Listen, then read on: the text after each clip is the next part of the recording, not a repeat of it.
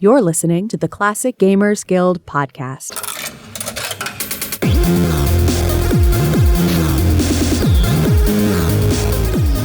Hello and welcome to the Classic Gamers Guild podcast. I'm your host, Anna, and for now, my regular co-host, Paul, is away due to some dental issues, but he will be back shortly. And of course, in the meantime, we have the lovely Sarah Kelly with us. She's here today for us to talk about mysteries. And apparently mystery today is how to talk, because I've been talking all day. Now I seem to have forgotten how to do it. But hey, Sarah, how's it going? It's going good. How are you doing? I'm pretty good. Went out to dinner, ate lots of food, and now I think I'm food drunk. I'm not drunk, but I'm food drunk right now. How about you? I'm doing good. It's been kind of a little bit of a crazy weekend, but you told me a little bit about your meal, and there was like steak and lobster involved, and that was not a little fancier than my drive-through cheeseburger tonight, but I have no regrets. So I was tempted to order the cheeseburger too. My husband's just like, no, dear. It's okay. It's okay. You don't have to have cheeseburgers everywhere you go. I can handle that. That's fine. You can't beat them though. Like you can't beat a good cheeseburger. It was a good day for that. It was Burgerville. It's a local chain that we have here that's just excellent. So good. Anyway. That's all right. Add Ville to the end of anything and I'm already down. That sounds great. If I ever come visit you, we can all go to Burgerville. We'll go to Burgerville. Best shakes in town. Yeah. I always wanted to go to a Sonics. Do you guys have a Sonics in Oregon?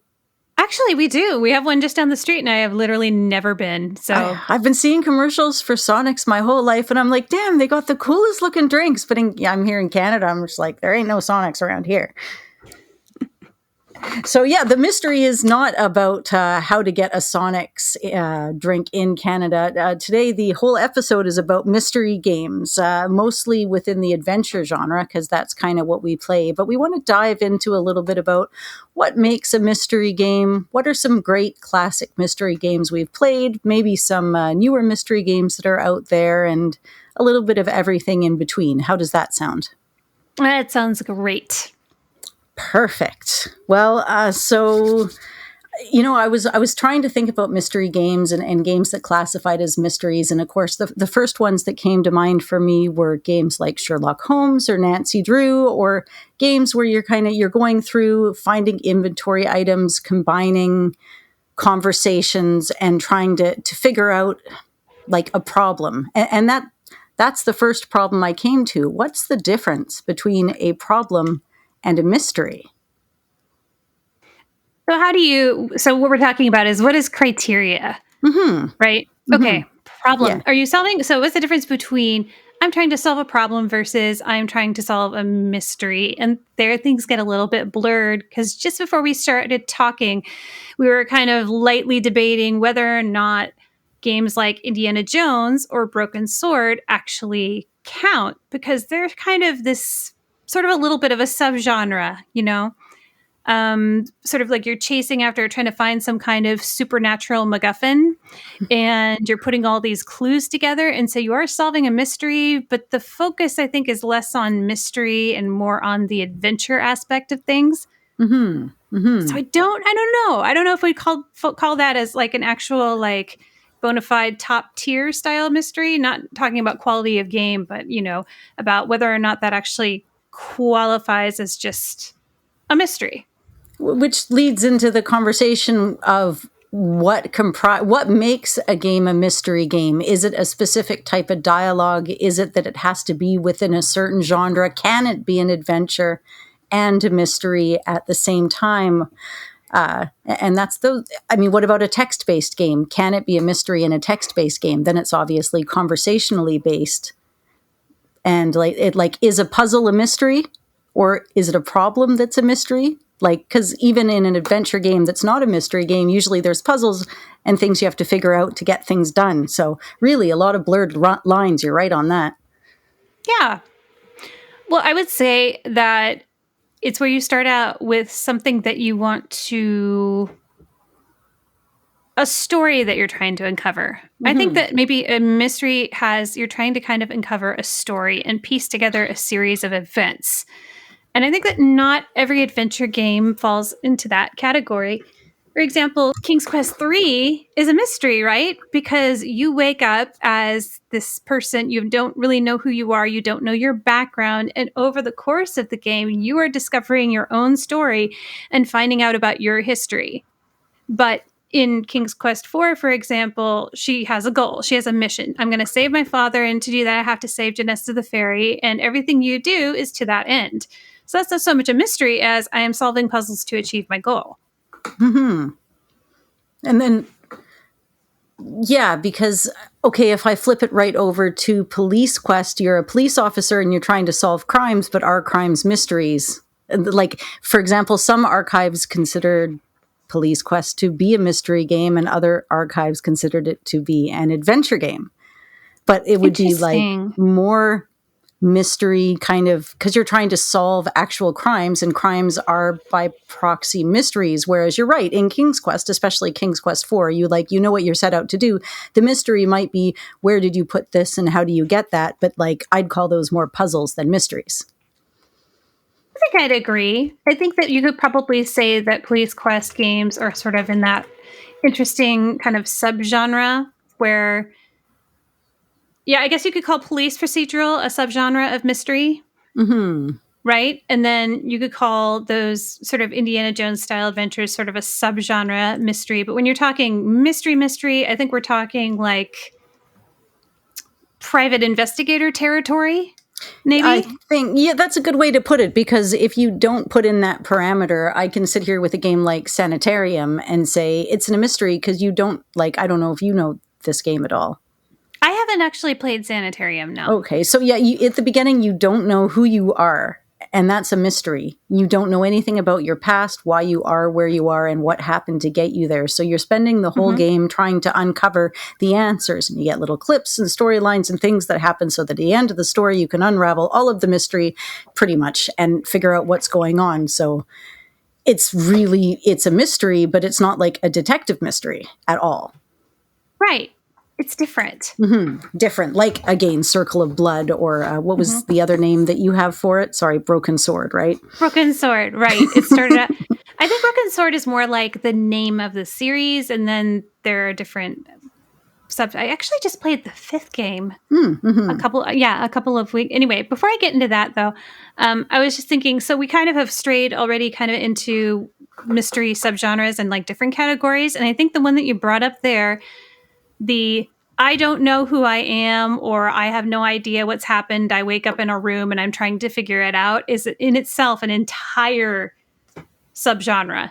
Because I literally just played one like that yesterday. And cool. I'm sure that if we brainstormed, we could come up with a list of them. Now, I might be in the minority here, but I actually get really frustrated by those types of games, I think. Because then characterization has a tendency to take a back seat in them, because the main thing is the events.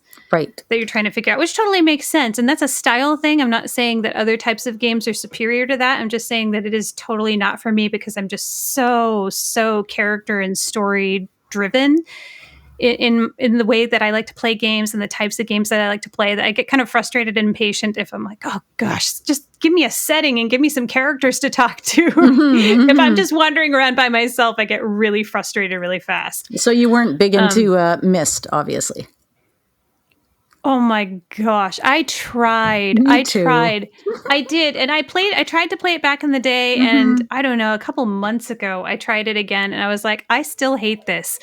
But then my friend, one of my good friends, her husband played that thing the whole way through by himself, solved it, I think with little to no help from walkthroughs. What's wrong with that person? I don't know, but I mean, but the thing is, those are the types of games that he likes. Wow. His brain just works that way. Mine doesn't. No. I get involved in it so much so that if it's too hard for me to figure out, I'll follow it through with the book, but still click on everything because I want to know what's going to happen in the story. Oh, right. And I am a repeat offender with oh no, I've been stuck for 5 minutes. I need to go to the walkthrough because I want to find out what's happening in the story, and this puzzle is making me mad. So for me, I think we have different goals when we play games. Everybody does. What are you the most into? What is the most exciting and interesting to you? So if a puzzle gets in the way of the story for me, I'm going to be like, okay, puzzle, bye-bye. Yeah, I agree. Especially if it's a maze or something. I'm like, okay, yeah, let's just maze. left, right, left, up, down, perfect. I will follow those words. I don't do the mazes. Well, they're not a mystery. They're a time extender. It's not like mazes are fine if I'm a kid and I'm doing it in a book, but like you understand it in a game. They're like, man, this game is too short. We got to make it at least 45 minutes longer. Maze, boom. Well, I wonder if it would be interesting to talk to some designers that put mazes in their games and say, okay, so curious, did you put a maze in this part of the game because you thought, shucksy doodles, we need a maze here? Or did I just say shucksy doodles? I'm so sorry. That is not getting edited out. I'm sorry. That was perfect. Okay, shucksy doodles is here to stay. Or, I totally lost track of my thought. Oh yeah, do we put a maze here just because, because we want it to be longer, or do we want to have a maze? Do we just love a maze? Yeah, this is the part of the game where a maze should be. I mean, could you imagine the game without one? And everyone's like, no, it needs the maze. You're like, okay. No, one maze that I was okay with was in Conquest of the Longbow because it had a very specific purpose. There was the labyrinth maze, which also made sense because it was behind an abbey, and labyrinths are a big part of Catholic contemplation. It made sense that there would be a labyrinth hedge maze there. That made sense. But to follow, you have to kind of find your way through it so you can do it later in the game when time really counts. That made sense to me. I was like, okay, this isn't hard and it makes sense. So that's a place where it didn't bother me. Yeah, or like my favorite maze, not that this is on topic at all, but now I have to say it because I've totally started off. is, yeah, no, that's fine. Everyone knows me well enough to know this is going to happen. But yeah, Quest for Glory 2, you could consider the city streets to be a maze, and I loved that maze. And I still love that maze, and I just memorized it, and I've said it lots of times on this show. I think that's a fun one to me. So, okay. See, I'm always worried. Mazes always make me nervous that I'm going to miss something because there's always the thing of like, did I miss an inventory object item because I didn't go to every single corner of this maze? And so that's my thing. I'm like, I'm going to miss it. Anyway, so mysteries. Yeah, definitely. There's let's see, one of the other ones, one of the first ones that I brought up when I was looking online, and I hadn't even considered it, was any of the Carmen Sandiego games, because they're a mystery. You got to figure out where to go, how to get there, how to solve the crime, who to catch. Right, an educational mystery. I haven't actually played any of those. Have you?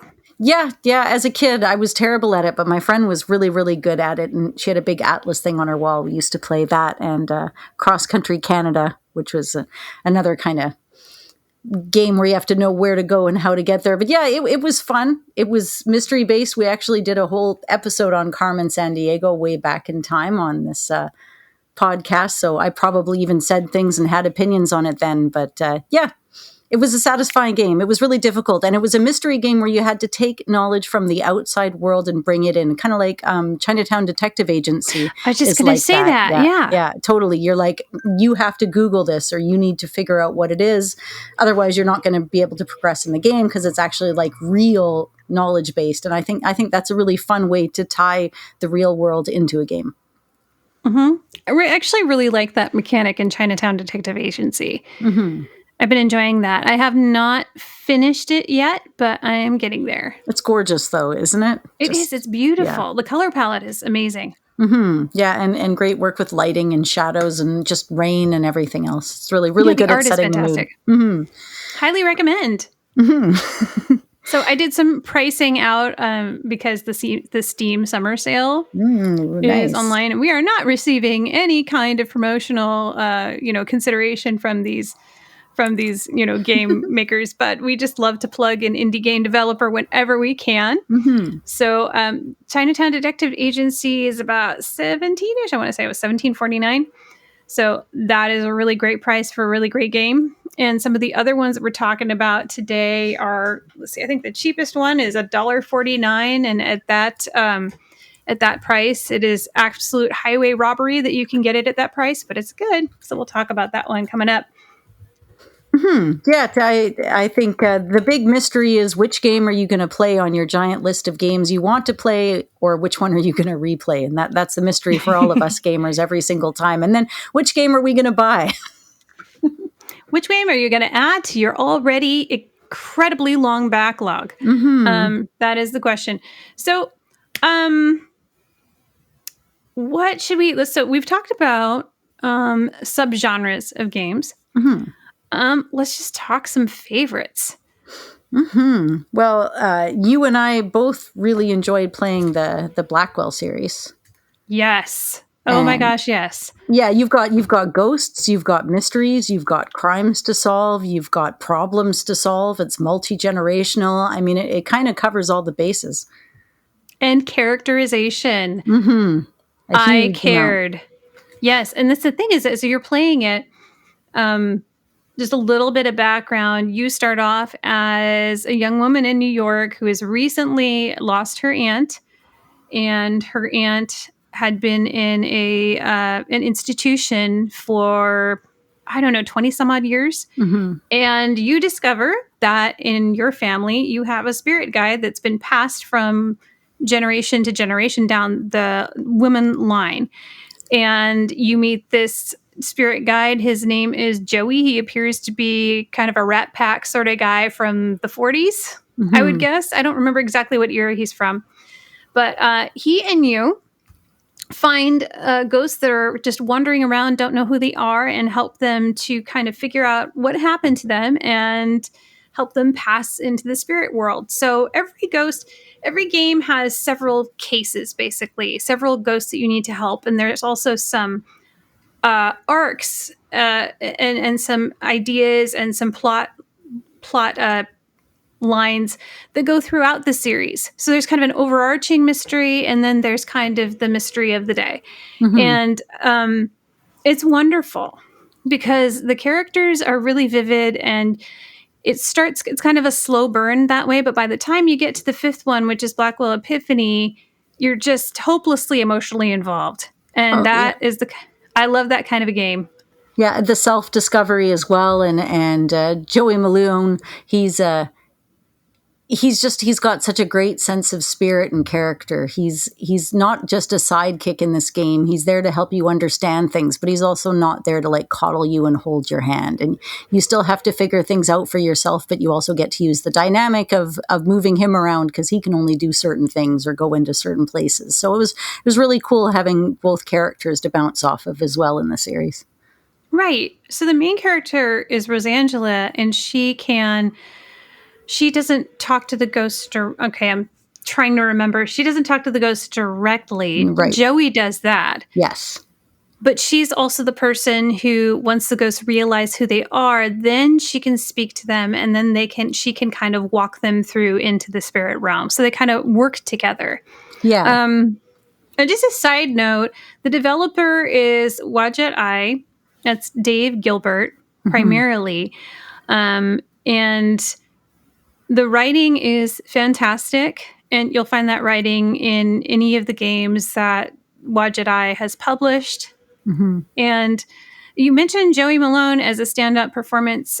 He's an actor named Abe Goldfarb, and he is brilliant. He did a wonderful job, and he really brought that character to life. And there was one afternoon where Dave Gilbert was doing an AMA on his Twitter. And so I said, hey, how did you go about casting Joey? Because I was curious. And he said that Joey was, Abe Goldfarb was somebody that he already knew. And he said, this was an actor I already knew, and I just didn't want to entrust this character to anyone else. He knew that he was the right person for it, and he knew that he would do him justice, and he really did. Fantastic job. So the voice performances in these games are wonderful. Yeah. Plus, you've got mystery, like you said, ghosties, the whole nine. Yeah, and the 10 out of game's 10. kind of like each game builds on itself. Like if you're imagining the progression of Sierra, and each game is a slight bit of an improvement. This series does it, but without taking it out of its own genre. Like it's still classically the same, but there's these little tweaks and improvements that happen with each one of them that just makes each one a build on how pleasurable it is to play. It's really great fun. Yeah, I would agree with that. You can tell there's kind of a maturity that starts to build with the types of puzzles and the writing. And because this was the first one, the Blackwell Legacy was one of the earlier games that Wajidai published, and it's a good game. I mean, it's a great game, especially for being so early out of the gate for them. But as the games continue, you can see that they start to learn more about, what makes a good game, what makes a good puzzle. So it starts out good and it becomes great. And you're right, that makes it a real pleasure to play. And so you can kind of see the games grow, and they also grow in length too. The first couple are quite short, but by the time you get to number 4 and number 5, they're quite long, complete full length games. And definitely falling under the genre of mystery, definitely falling under the genre of good, and also today falling under on sale. Very, very on sale, because the Steam Summer Sale is on. And I don't know how long it's going to be until this podcast gets published, but usually the Steam Summer Sale goes on for quite a while. And right now, Blackwell Legacy, the first one in the series, is on sale for $1.49. That's a good deal. They updated this game April 24th. They are still updating this game. I mean, this is a developer who cares. There's also full, behind the scenes developers commentary with Dave Gilbert. He's also doing interviews with some of the voice actors and actresses in the game. As you go through it, his face pops up with different GIFs or graphics each time, and it's great fun. So if you played them once, play them again with the commentary on. Totally recommended. Absolutely. Let's see. What else do we have here in my little list? Unless you want to describe another one of your favorites now. We could kind of go back and forth. Sure. Well, we can hit into, I loved the Tex Murphy games. The first one I ever played was Under a Killing Moon, although the Martian Memorandum is pretty good. The Pandora Directive is really good. But all of those are great mystery games that are, a lot of it is text and conversational based, as well as picking up inventory items. You could say it's just an adventure game, of course, and that it's an adventure mystery, but because you have that whole detective aspect, I think it'll fit within our parameters. Oh, absolutely. We played a bit of Killing Moon together. I was going to say we Twitched it, and that just shows you how tired I am right now. We streamed it on Twitch, and twitching is not a thing. Well, I mean, twitching is a thing, but that has nothing to do with streaming. So, I actually thought that that one is an FMV. I thought the actor was utterly charming. Just loved him.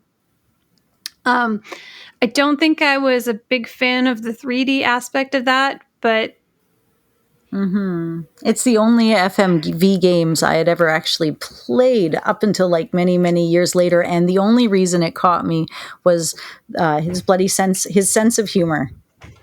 Oh yeah, he's great. He's really, really funny.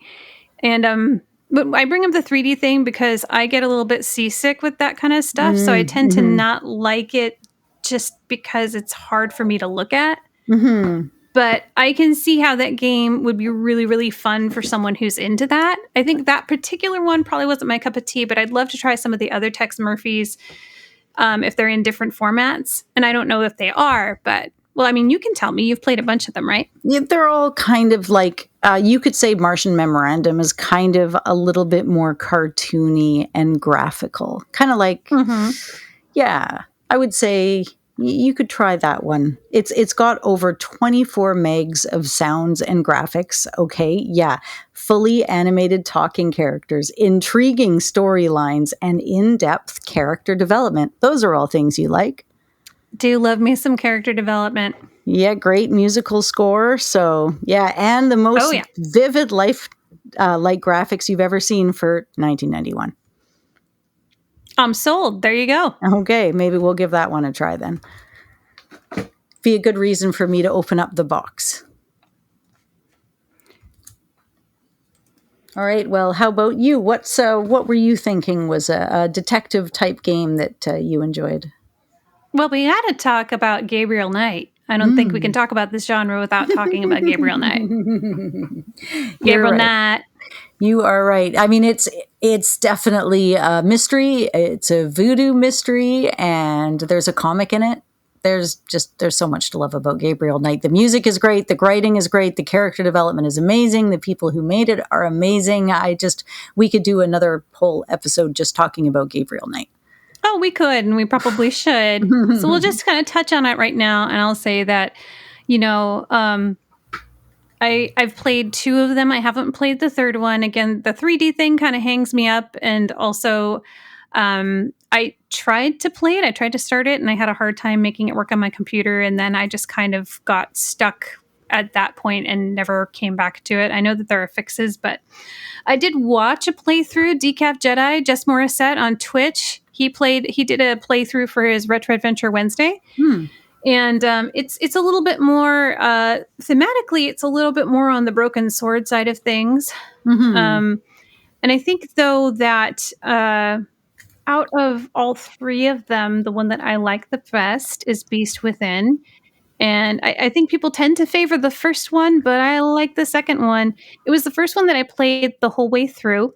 And I think that it was my first FMV experience, and it was so much fun watching real actors make choices based on what I did. It was like I was playing a game that was like an interactive play where I was deciding what was happening, and I loved that. And I loved being able to see actors' interpretations. And that was just incredibly enjoyable. And I just finished watching through the Conversations with Curtis. Have you been watching any of that? Yeah, I've caught a couple of them. He had Victoria on, and right, David playing Phantasmagoria. They've done some great work there. So he just played through with Daniel Abu, Gabriel Knight 2, Beast Within, and it was really interesting watching them play that and kind of seeing their reactions to things like the opera. Of course, Daniel had played it many times before, but it was Paul Morgan Stetler. For those of you who don't know, Paul Stetler played Curtis Craig in Phantasmagoria 2, and about a year ago, he started interviewing people that were from his game, and like Lorelei Shannon, who directed, she wrote it. She didn't direct it. She wrote it. And I think he interviewed his director and some of his fellow actors. And then he started expanding that project to other games and other actors from different FMV games. And he's expanding to non-FMV games as well. But he started out, he played all of Phantasmagoria 1 with Victoria Morcell, and he just finished Gabriel Knight 2. And so that was a really interesting experience watching him play that. I really enjoyed it. I highly encourage you to go onto YouTube. They're all the episodes are archived there. Sit down, have a watch. It's a lot of fun. But I think the reason that I liked it so much was because not only was the characterization wonderful, but I played it during lockdown and in 2020. And I was able to go to Germany and forget everything that was happening. And it was so, And the mystery of it was really fun. Yeah. Although I would say probably the mystery is a little bit heavier with the first one. But I just really enjoyed it. Yeah, there's a lot to reveal in the first one. Yes, there's a lot. Have you played them all the way through? Only the first one. I'm still again high on my list is the second one. Oh, I'm just going to get shot for saying I haven't played it, I'm sure. It's okay. There are some things that I haven't played so that everybody's played, but I have 2 copies of the first Gabriel Knight. Does that count as the first and the second? Yep, sure. There you go. Anyways, go on. Do you have the funky box, though? No, I wish. God, the trapezoid box is awesome, or whatever. I know. And the thing is, I think back in the day, I think I saw it in the stores. I never dreamed it would be worth as much as it is now. I'm just like kicking myself. Oh, yeah, I get it. I almost had a Monkey Island for like $60 just like 2.5 years ago, but I didn't have any Wow. money with me that day because I was just toddling about and I didn't expect it. Of course, I come gosh, back dang and it. somebody else did buy it. Somebody that's in the Big Box PC Collectors game group. Actually, they posted, I'm like, I know where you got that. And I know it was a hell of a good deal too. Oh, well. I've actually got I've got a King's Quest 4 or 2 that I can sell, but I just haven't gotten around to it. I get it. I have extras to sell and I have extras. Yeah. I don't know. I'll just hang on to them until somebody needs one. Maybe I don't know. But That's kind of anyway. like I'm at the point where I'm a trader. I don't want the money for the game. I get it; they're worth more. You'd rather have I don't another want game. It. Yeah, I want another game that I don't have because that 60, 80, or $100 is going to go into what, groceries? Like, oh yeah, that's a lot of fun. That's what I should do. I should trade somebody. Because you probably have. I mean, heck, if you and I both switch lists, we'd probably have a switch off. I mean, many of us probably would.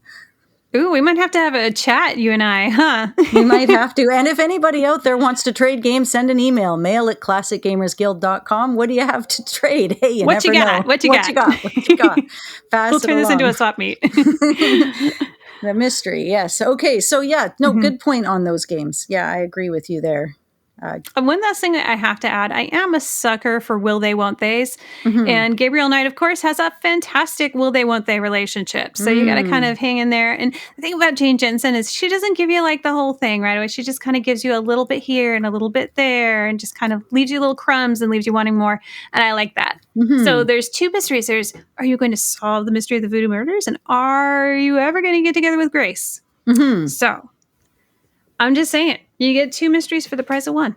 Oh, and you need that, like a lot of those games need that, like sexual tension and I mean, because it's also realistic and it's a huge part of life, and like I'm just a sucker for that as much as anybody else is, right? So, right, it's half of the reason why anybody watched X-Files. Yeah. Oh, exactly. And speaking of X-Files, I have the big box for X-Files sitting right here, and I know you and I at some point we're going to talk about feelies, but I have to say, for those that have seen the X-Files game box, the front of it actually has like a transparency film on the inside of the X, and behind it has like this holographic CD box, and you're like, oh, is it just CD-ROMs? But then you open it up and it's file folders that are all labeled like the truth is out there and deny everything, and the CD-ROMs are in there with like little file tabs. It's absolutely adorable. Oh, that's so cool. I love stuff like that so much. Oh, it's just the time and attention. It's like a DVD versus a Blu-ray. People are like, oh, Blu-ray's so great, it looks so pretty. I'm like, where's the extras? Where's the video games? Where's the cool stuff? It's like, oh no, like I don't know about you, but like in the Blu-ray videos I've seen, the menus are so minimal, and yet you go into a DVD and you're like, my God, could they cram any more extra stuff into this thing? Holy crap. Like, bring me the extras. I want the bits. Give me all the extra stuff. Now I'm looking to see X-Files. Is that one of those that is not available for purchase anymore? Is that kind of an abandonware / you have the CDs in the box and that's the way you play it? Yeah, I'm not seeing it on Steam. Fox Interactive, unfortunately. So I believe it's all owned by Fox. But yeah, it's like FMV. I guess you could compare it to. It's not like you have to walk around the room in the same way as you did with the Tex Murphy. It's not got that weird spinny thing. But you've got your inventory line underneath, and you've got your pictures, and you've got your people you're talking and interviewing. But it's all like the actual actors from the show. So super cool. Oh, fantastic! Love it. Well, speaking of, I want to come back to Gabriel Knight really quickly because I wanted to mention, since we are plugging prices right now in the Steam Summer Sale, Gabriel Knight, Sins of the Fathers, the original is $3.89, people. Oh my God. The Beast so much Within cheaper is than the $80 we would have paid for it back in the day. Jeez. right. And The Beast Within is $3.89 as well. And the 2014 remake is $4.99. So I'm just saying. It's worth it. I did the remake on my tablet, and it was pretty. It was fine. It was well suited to being played on a tablet, actually. I just played it on my PC, and I think I played the original on my laptop. I actually really enjoyed the remake. I know most people prefer the original because of, the voice performances. I actually think I probably prefer the original slightly as well, but I really enjoyed the remake. I thought it was beautiful. I really liked the kind of beefed up soundtrack that was done. Beefed up. That's a reorchestrated. It's beefy. I was Thank you, Robert full. Holmes, for the Yeah. beefier soundtrack. You know what? I think that's a great word association because it's like beefy. It's like filled with nutrients. It's satisfying. It's filling. It's brain food. It's soul food. It's beefy. So, Robert, if you're listening, thank you for the more nutritious soundtrack that you gave us in that game. But for real, it was great. And I actually also, one track that I think was a personal favorite was, when you're in Africa and you're kind of in that, I don't know what you would call it, but you're going there to get the Ritter talisman, and you're being chased by these zombie things, and it has, added like a real added guitar track, which just makes it a lot more. It's just a more, it's a rock piece now. And I think that was probably his original vision for it, but limitations. You can do what you can do with MIDI. Yeah. So I really enjoyed that. It was cool. No, thanks for bringing that up. Beefy. It's beefy. It's worth it. Like, I remember looking at some of these games on the shelves, and there'd be like the IBM PC version for $69.99, and then there'd be like the Mac version for $89.99. Of course, there'd only be like 5 Mac games and like 30 PC games, but like, right. I still like, now the value's in the box, I guess, and nobody cares. People buy the box and download the game off of GOG, and they look at the box and they play the game, and it's like 2 separates together. But, there's still something to be said. Like, I just hooked up my, it's equivalent to like a Pentium 2, essentially. It's an AMD, but it's got all the disk drives and everything. And I just made like a live edge wood holder for it and set it all up today. And that's the one that gets the importance. That's the big family computer. Because, like you can stick any old LucasArts game in it. It's running, Windows XP. It's a smooth running. It's an important machine. Do we have faster machines? Yeah. Do we have better machines? Yeah. But that's the one. That's amazing. I used to have, so back before I knew any of you guys and before I was on any of these, I think I had been on a couple of Sierra message boards, and that was it. It was like 2004. I had my newer machine, which was, I don't even know what what the specs on that were, but I had a manual switch. So I had 2 computers. They were hooked up to one monitor. I had a manual switch that would switch over to the other computer, and that was my old 486, and I had that set up for classic gaming. So that was, way back in 2004, 2005. So I've been doing this for a long time. So I was really, really happy to find all you nerds and know that I wasn't the only one. But yeah, I don't have that computer anymore. I think my dad made me give that one back. But yeah, I'd like to have I'd like to, I still have some of his older computers back at my mom's house, and I want to get those up here and, put together a real old-fashioned retro setup. I have dreams of having the space to do something like that. Like, I want to do it so bad. Well, yeah, the space is the issue right now. Yeah. So I don't really have a place to put, like literally at our house now, every single available bit of space is being used for some things. There's nowhere to put a nice retro setup. So that is a dream for a later date. Right now, I have the IBM 5155, that gigantic, quote, portable computer. It is on the dining room table, and it is taking up 50% of it. So there's no... So there isn't even room for what I have. Oh, that's beautiful, though. I know we were just trying to configure our computer desk to handle the 4 computers that we want on it, and then the 2 laptops. And then James is like, how many computers are in this room? And then he's like looking at tablets and looking at the computers and looking at the phones everybody has and looking at the TV, because that's a computer now. And then he's like, well, what about the Google Home? And it's like, man, there's like 12 freaking computers in this room. What the hell? Yep. I'm sitting at a desk with 2 right now. I've got my work computer, my work laptop, and my tower. And then behind me is my husband's gaming computer and his work laptop. And I think there's an iPad over there. And of course, I'm sitting here with my phone, which is also a computer.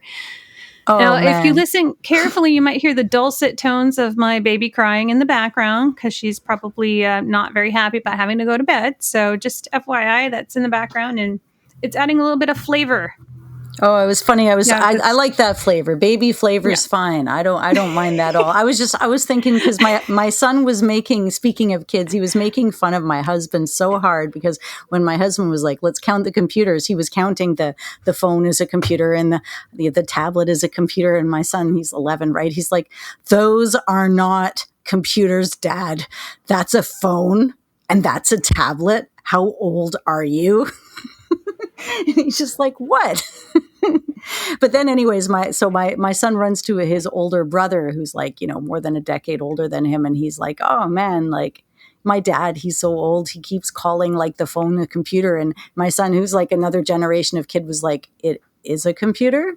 He's like, Yep. crap, I can't prove my point to anybody here. I mean, it's a computer.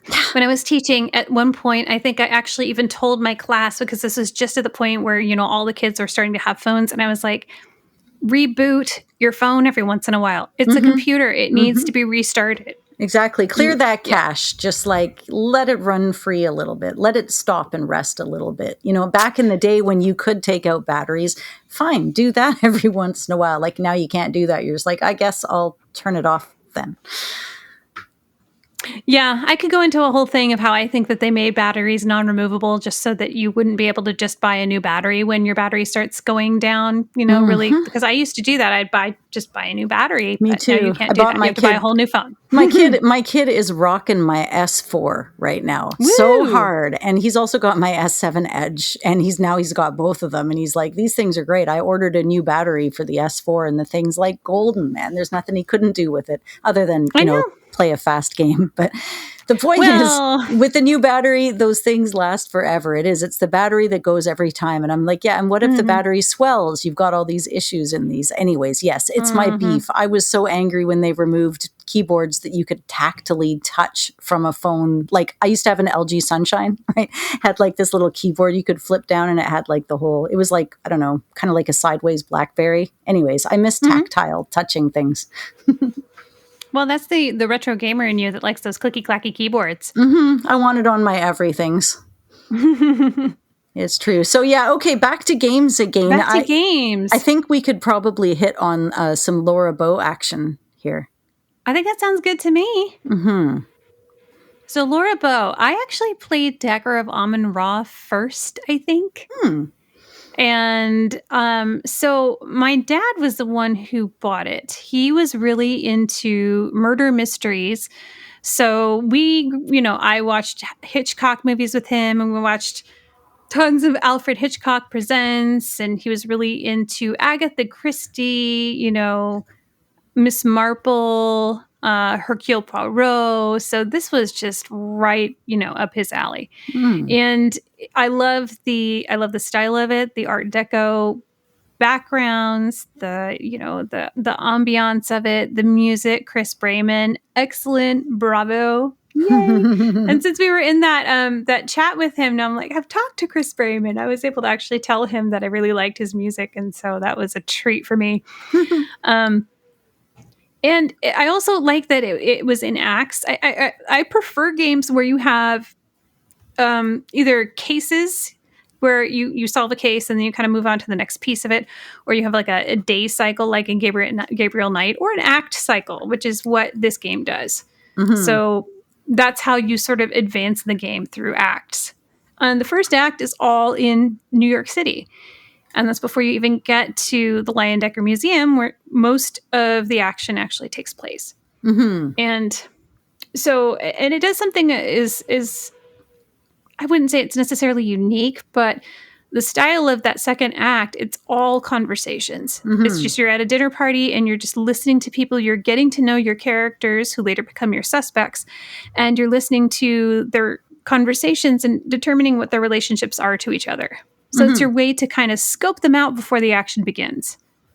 Yeah, and it was a really cool dynamic because the characters are unique and different, and they kind of come together in different groups as they go by. Like, it's dynamic. Things are happening. Things are moving. You can also miss out on conversations or have things that aren't happening if you're dawdling or doing the wrong thing or not focusing. So it's kind of like it's alive. It's all happening. It's not like waiting stagnantly. And I really like that about, well, both of those games, really. They keep pushing you forwards and you're like, no, wait.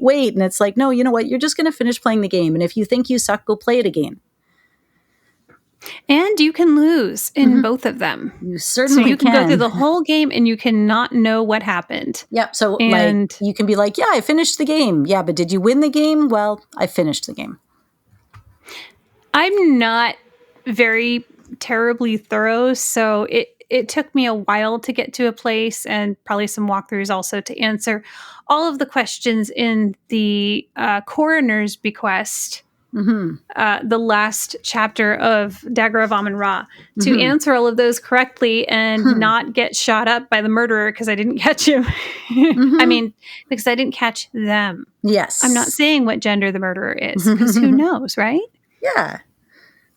No, I think, and that's the cool thing about the first one. I remember when I finished it the first time, and I mean, you do everything wrong, and at the end, you're driving home, and it's like, you're thinking to yourself, I wonder if that was really the way it was supposed to end up.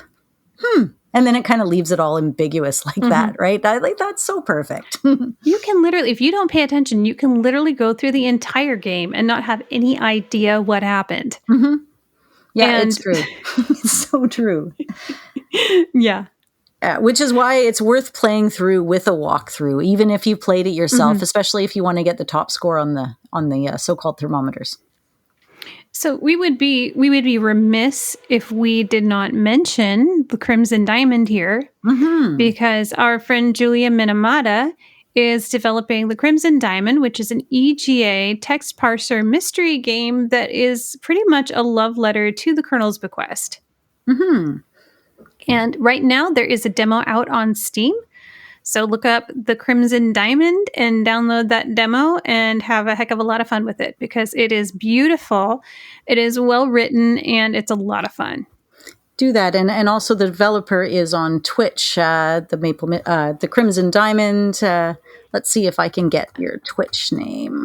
I believe her Twitch name is A Maple Mystery. Yes, thank you. It was A Maple Mystery. So yeah, check it out. Tuesday nights there's streams going on, and also with Dan Polakar when they talk music, sort of every other Tuesday. So between 5 o'clock and 8 o'clock, here about Pacific Standard Time on Tuesdays. You can always go on, see what's happening with the game, and check it out. It's totally well worth it. Absolutely. I haven't done beta testing for a while, but I got to play a couple chapters ahead, and you guys are in for a treat. Oh God, it's going to be great. Yeah, no, totally. So yeah, those are all fantastic games, and also we can't talk about the Colonel's Bequest or Dagger of Amun-Ra without talking about some of the lovely bits and pieces that are inside the boxes.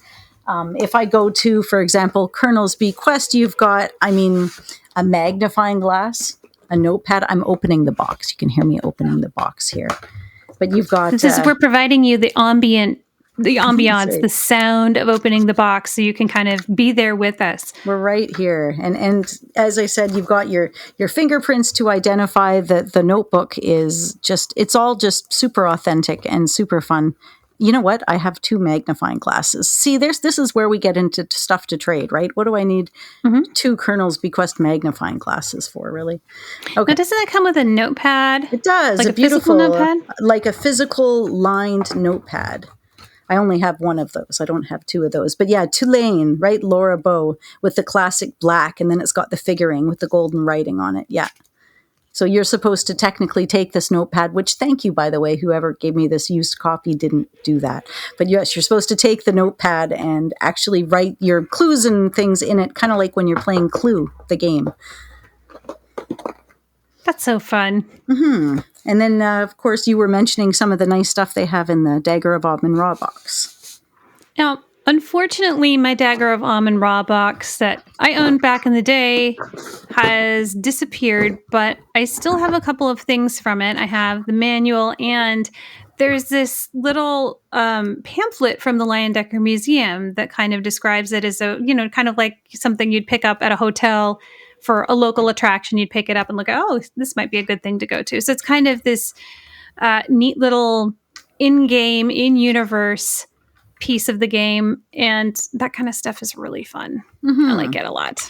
Yeah, a lot of information. I mean, you're talking about feelies in games. I could definitely do a whole episode on game feelies, but even just within these mystery games, it's fun. Just these little pieces that makes it feel a little bit more real. Like you're not just helping somebody in a game solve a mystery. You're a detective and you're going to be solving a mystery right alongside them,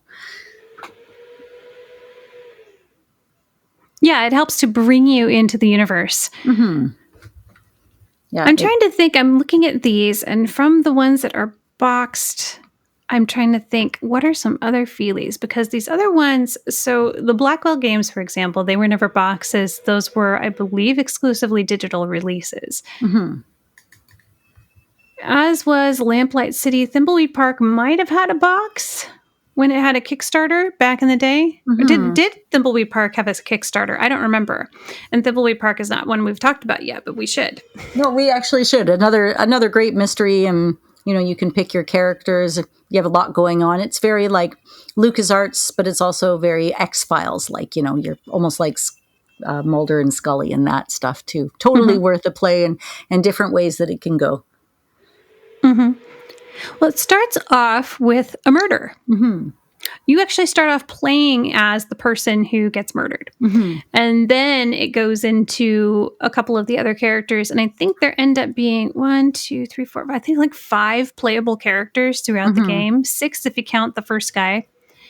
So there's an awful lot. And each one of these, you can use different people to solve different mysteries within the game. The overarching mystery, though, is number 1, who killed this guy? And number 2, what the heck is going on with this weird ass town? Mm-hmm. And there's just, and I obviously won't give away the ending here. This is a game that has a very controversial ending. Some people love it and some people hate it. Mm-hmm. And I'm one of those people that went, oh, this was absolutely not what I was expecting, but I kind of dig it. Mm-hmm. Yeah, I would say it's a bit of a controversial ending. Yeah, and it's a lot of it too is personal preference. I mean, a lot of things in the game are, what kind of humor do you like? Do you like it when games break the fourth wall? Do you want it to, so either this game is going to hit a lot of the hot spots for a person, or it's going to like absolutely hit the wrong buttons for a person. It seems to me like it's really like black and white. I haven't met a lot of people that say Thimbleweed Park, it's great, I love it, but it's usually like, it's great, or no, I don't really like it. Yeah, it's definitely one of those that people either really like or they really don't. Mm-hmm. And speaking as someone who generally is not into the LucasArts style stuff, I actually really, really liked it. I played it on Switch, and this wasn't true the whole way through, but my husband kind of played it with me a little bit, meaning that he would work through puzzles with me, and there was one point where he actually helped me solve something. I was like, "You're a genius," he said, by saying something offhand. It was kind of like one of those, tropey TV things where somebody says something random and then you go, "Oh my gosh, you solved it," and they're like, "What?" So that was fun, kind of getting to do that with him a little bit. But I really liked the art style. The voice acting was wonderful. It knew what it was. It played to its audience, and that audience was me, and I was very pleased with it. I had a good time. I guess if you're thinking LucasArts and mystery, Maniac Mansion is a mystery. Honestly, I can't speak to that because I haven't played it. Have you? Yeah, I've played that, and you're trying to figure out like what really happened when the meteor landed, right? What happened? How did it change people? What are the tentacles? Why are things where they are? Yeah, there's just a lot. You have to pick different characters to solve different mysteries. I'm not trying to give away too much because I didn't really give a spoiler, but yeah, it's definitely what I would consider not just a mystery game, but a really challenging and decent mystery game. It's not as easy as you'd think. I mean, not that you'd necessarily think it's easy, but like LucasArts games, you're like, a lot of them are easy, except for the Dig. Dig's not very easy. But Maniac Mansion, also not that easy, but lots of fun. Oh, the dig was really hard. Right?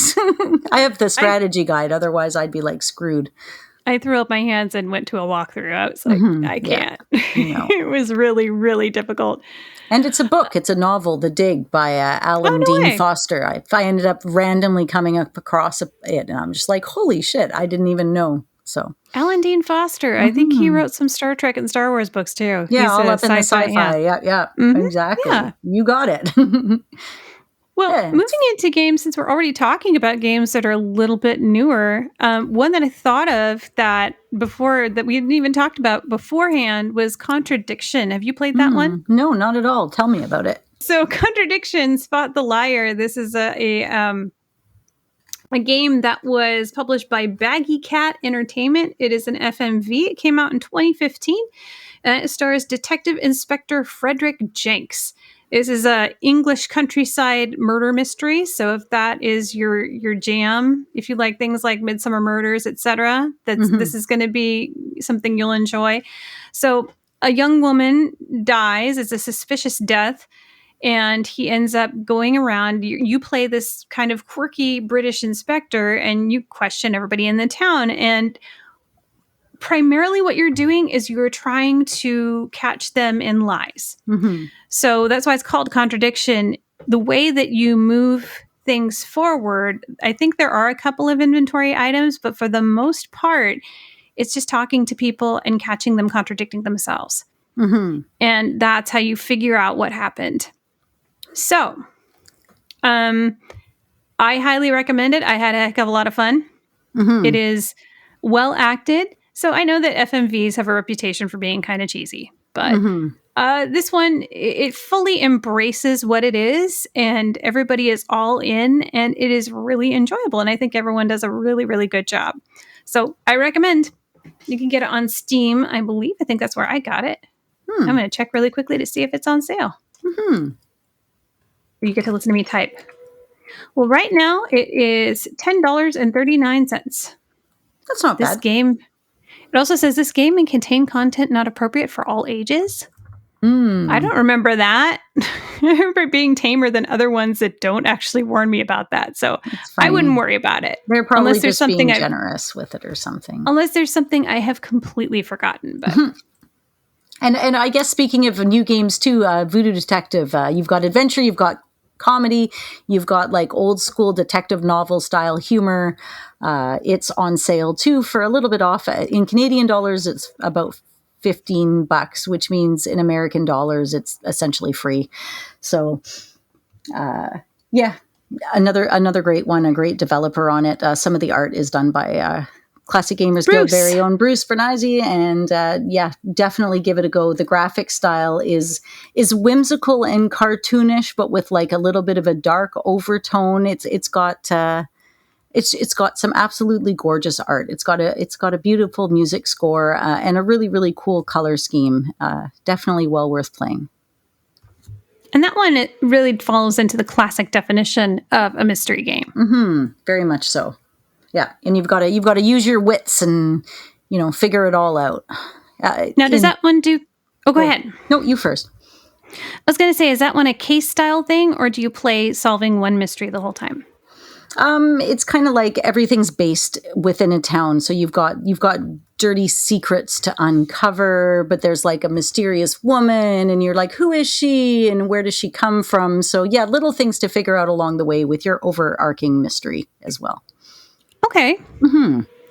Yeah, very, very much, I guess, inspired by the likes of, again, back to LucasArts, Monkey Island, games like that. But there's a lot of voices you'll recognize, too. If you play games like Final Fantasy or Dragon Age or Diablo or, I don't know, Star Trek, they've got all sorts of great people in the cast. Wow. That's awesome. Well worth checking out. Any other new games you'd recommend? I guess it's coming up to about an hour. We're probably going to start wrapping it up. So also, any last thoughts you have on Mysteries 2, now would be the time. Okay.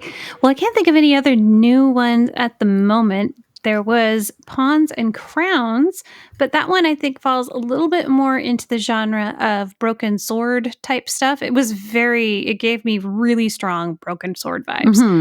And so if you're into that, I recommend it. I felt like it was a little bit shorter than I wanted it to be. I think kind of by the time we hit that climactic ending, I was like, oh, is that all? I thought there was going to be more, So, and I could see that they're trying to lay some groundwork with the characters. And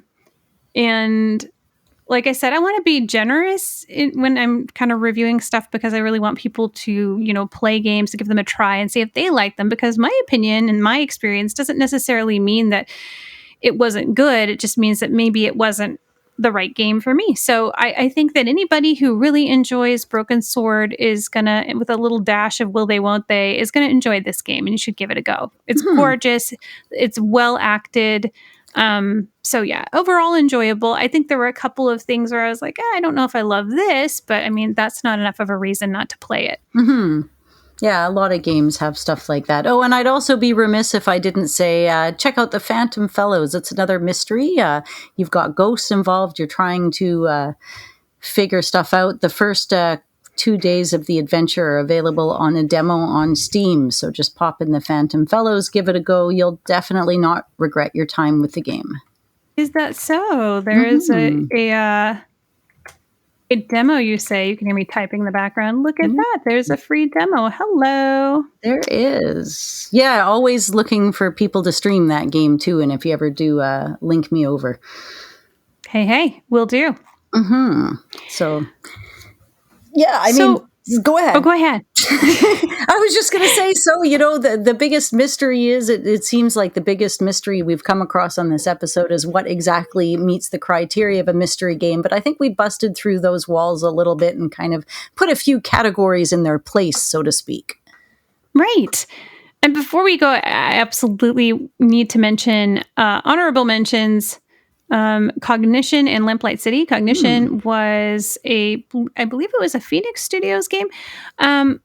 And it actually stars Raleigh Holmes, who is the daughter of composer Robert Holmes, as the main character. And it's a little bit of it's definitely mystery. It's kind of got a really rough, kind of gritty edge to it.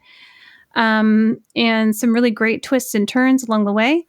It is definitely on the gorier side. So if that's not for you, then maybe this game isn't for you. But if that doesn't bother you, then give it a go.